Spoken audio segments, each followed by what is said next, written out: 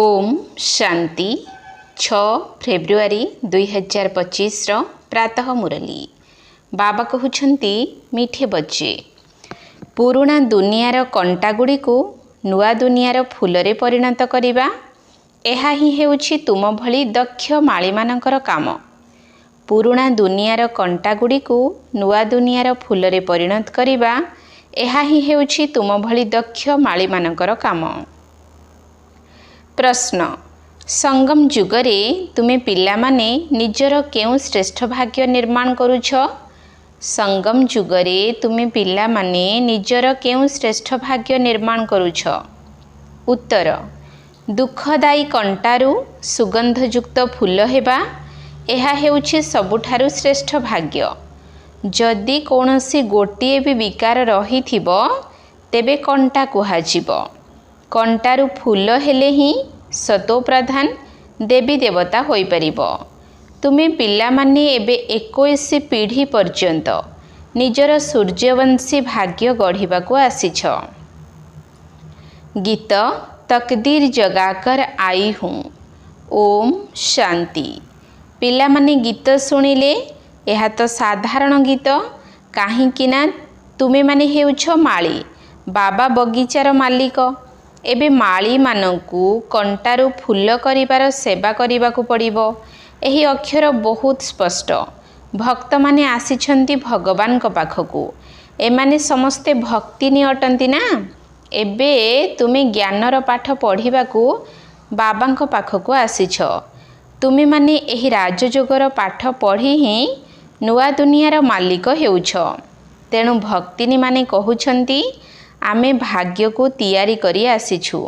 नुआ दुनिया को हृदय रे साइती रखी आसीछु। बाबा मध्य कहउछंती जे स्वीट होम एवं स्वीट राजत्व को मने पकाओ। आत्मा को ही मने पकाइबा को पड़िबो। प्रत्येक सेंटर रे पाठ पढ़ुथिबा आत्मा माने कंटारू फूल हेउछंती। फूल भितरे मध्य क्रमानुसारे रहिछंती ना। शिवंको उपरे फूल चढ़ाई थांती। किए केउ फूल चढ़ाई थांती तो किए आउ केउ फूल चढ़ाई थांती। गोलाप फूल एवं अरख फूल मध्य रे राति दिनर फरक रहिछि। एहा मध्य बगीचा अटे। केही मोती केही चंपा केही हेउछंती रतन ज्योतिर फूल केही अरख फूल मध्य अछंती। पिला माने जानिछंती वर्तमान समस्ते कंटा अटंती। एही दुनिया ही कंटार जंगल। एहाको नुआ फूल बगीचा करिबाकू हेबो। एही पुराना दुनिया रे कंटा रहिछंती। तेणु गीतरे मध्य कहउछंती जेउ बाबा नुआ दुनिया स्थापन करुछंती आमे सेही बाबांको पाखकू आसीछु। पुराना दुनियार कंटारू नुआ दुनियार फूल हेबा पई एबे कंटारू फूल अर्थात देवी देवता हेबाकू पड़िबो। गीतर अर्थ केते सहज। आमे आसीछु नुआ दुनियार भाग्य को जागृत करिबा पाई। सत्ययुग हेउछि नुआ दुनिया। काहार भाग्य सतो प्रधान काहार रजह काहार तमह रहिछि। केही सूर्यवंशी राजा हेउछंती केही प्रजा हेउछंती केही प्रजार मध्य नौकर चाकर हेउछंती। एबे नुआ दुनियार राजत्व स्थापन हेउछि। स्कूल को भाग्य जागृत करिबा को जाई थांती ना। एठारे तो नुआ दुनियार कथा रहिछि। एही पुराना दुनिया रे की भाग्य गढ़िबो? तुमे भविष्य नुआ दुनिया रे देवता हेबा पई भाग्य गढ़ुछ। जेउ देवता मानकु समस्ते नमस्कार करी आसीछंती। आमे ही सेही देवता पूज्य थिलु। पुणी आमे ही पूजारी होइछु। 21 जन्मर वर्षा बाबांक ठारो मिलुछि जहाकू 21 पीढ़ी कुहा जाउछि। वृद्ध अवस्था पर्यंत बंचिबाकू पीढ़ी कुहा जाए।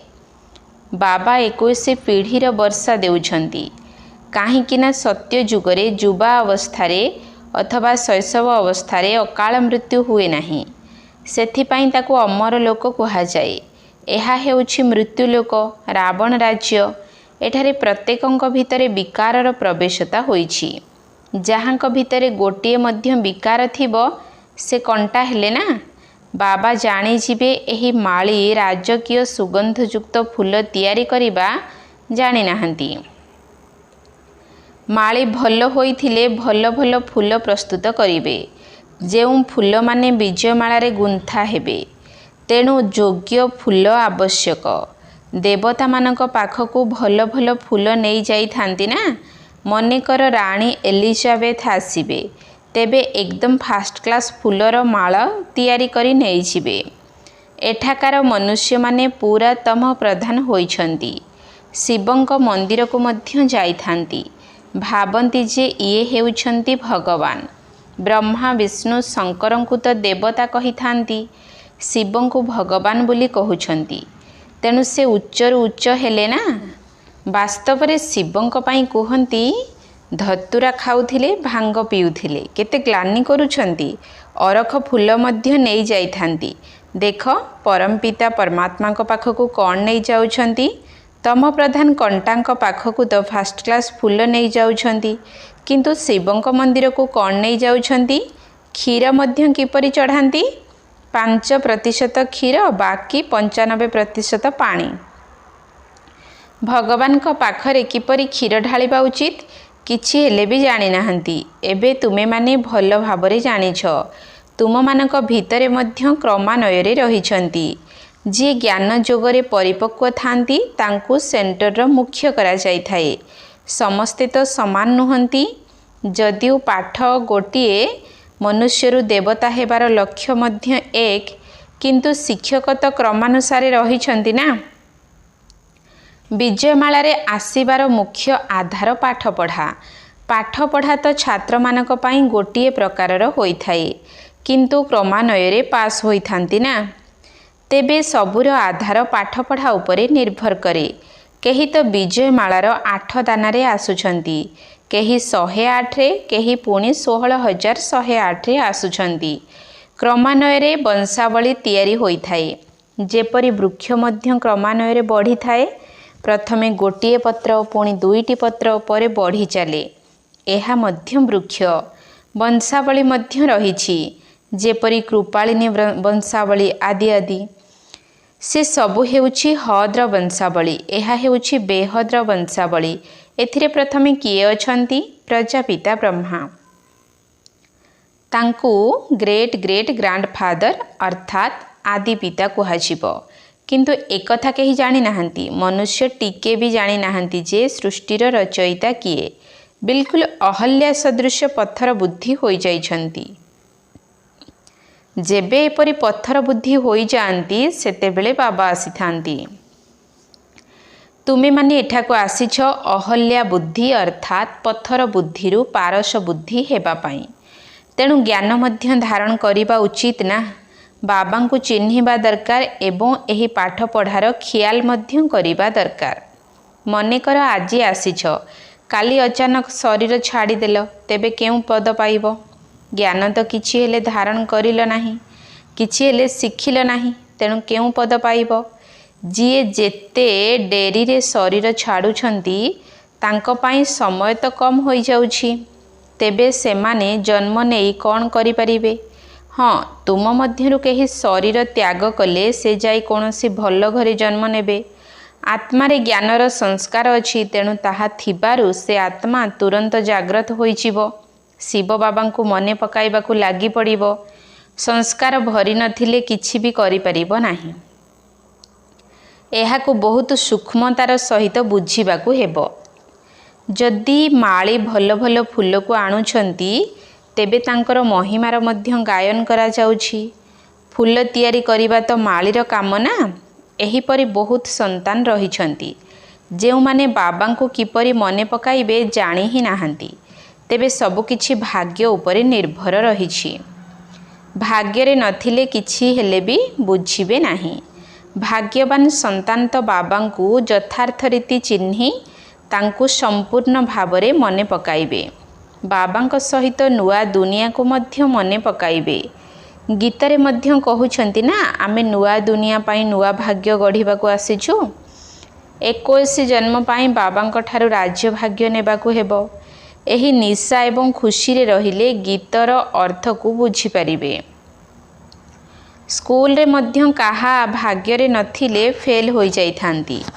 ଏହା ତ ବହୁତ ବଡ଼ ପରୀକ୍ଷା। ଭଗବାନ ନିଜେ ଆସି ପାଠ ପଢ଼ାଉଛନ୍ତି। ଏହି ଜ୍ଞାନ ସମସ୍ତ ଧର୍ମାବଲମ୍ବୀମାନଙ୍କ ପାଇଁ ଉଦ୍ଦିଷ୍ଟ। ବାବା କହୁଛନ୍ତି ନିଜକୁ ଆତ୍ମା ଭାବି ମୋତେ ଅର୍ଥାତ୍ ବାବାଙ୍କୁ ମନେ ପକାଅ। ତୁମେମାନେ ଜାଣିଛ କୌଣସି ବି ଦେହଧାରୀ ମନୁଷ୍ୟକୁ ଭଗବାନ କୁହାଯାଇପାରିବ ନାହିଁ। ବ୍ରହ୍ମା ବିଷ୍ଣୁ ଶଙ୍କରଙ୍କୁ ମଧ୍ୟ ଭଗବାନ କୁହାଯିବ ନାହିଁ। ସେମାନେ ମଧ୍ୟ ସୂକ୍ଷ୍ମଲୋକ ନିବାସୀ ଦେବତା ଅଟନ୍ତି। ଏଠାରେ ତ ମନୁଷ୍ୟମାନେ ରହିଛନ୍ତି, ଦେବତାମାନେ ନାହାନ୍ତି। ଏହା ହେଉଛି ମନୁଷ୍ୟ ଲୋକ। ଏହି ଲକ୍ଷ୍ମୀ ନାରାୟଣ ଆଦି ଦୈବୀ ଗୁଣଧାରୀ ମନୁଷ୍ୟ, ଯାହାକୁ ଡିଟିଜମ୍ ଅର୍ଥାତ୍ ଦୈବୀ ଧର୍ମ କୁହାଯାଉଛି। ସତ୍ୟଯୁଗରେ ଦେବୀ ଦେବତାମାନେ ଥାଆନ୍ତି।